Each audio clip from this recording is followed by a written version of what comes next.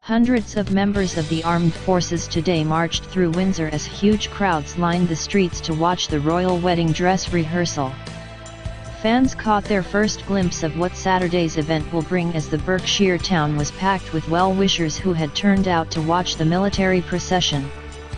Beating drums of a military brass band heralded the arrival of the wedding cortège at Windsor Castle, and they were followed by different regiments of the British Army, Navy, and RAF, including a platoon of Gurkas.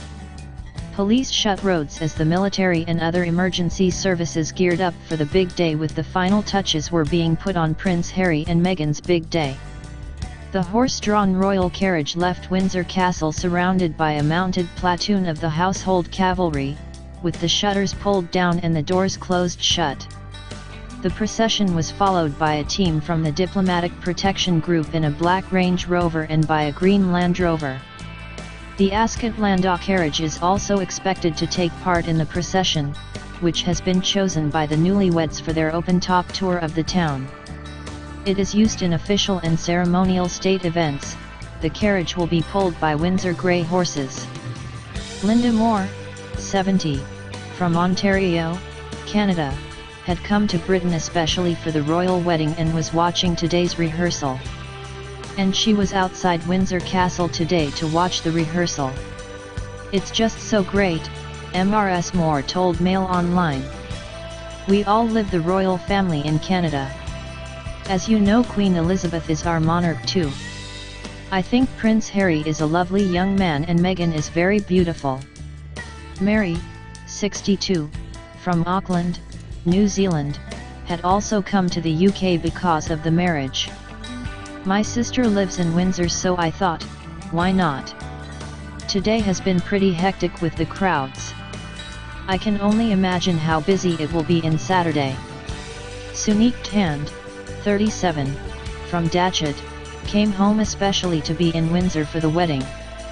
Dr. Tand, who now works in Boston, USA, told Mail Online, "I coincided my holiday with the royal wedding.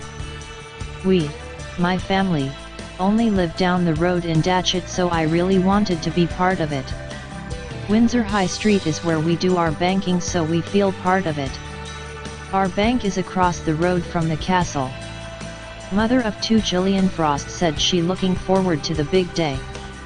Ms. Frost, 38, said, "I've got two little girls who live the idea that Meghan Markle is going to become a princess. We live in Windsor, so the wedding and all the preparations have become part of our lives.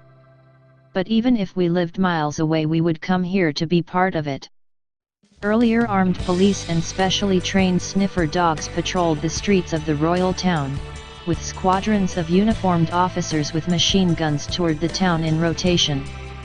Their colleagues checked drains, bins and any other potential hiding places for bombs as the Berkshire town was turned into a fortress. Thames Valley Police and the Metropolitan Police, who guard the royals, are using the dress rehearsal to assess any potential security threats or bottlenecks and crowd surges. Broadcast networks from America and across the world are also setting up in anticipation of a glimpse of what Saturday will bring. The crowd clapped and cheered as army officials marched into the royal residences as part of the marriage rehearsal. Roads on the procession route near the wedding venue were all shut as the military, police and other emergency services went through their final preparations. As many as 100,000 visitors are expected to flock to the Berkshire town, which has a population of 35,000, to catch a glimpse of the newlyweds. Several hundred members of the Army, Navy, and the RAF, in full military dress, will follow the route the couple will take in their horse-drawn carriage today. No members of the royal family or wider wedding party will be present during the final preparations. The procession will start from Castle Hill through the High Street and on to the Long Walk and back into Windsor Castle via Cambridge Gate. While officers hope to reopen the roads immediately afterwards, they may have to rethink if there are large crowds gathering in the town. On Saturday, the procession will take place at 1 p.m., after the hour-long service at St. George's Chapel. Both families will wave off the newlyweds on their carriage procession, which is expected to last about 25 minutes. The Royal Borough of Windsor and Maidenhead has warned people to set off at 4 a.m. because all nearby car parks are likely to be full by 6 a.m. The wedding will be one of the most heavily guarded events in history, with police snipers perched on rooftops, special forces troops mingling with crowds and roadblocks in place. A no-fly zone will also be enforced during the service.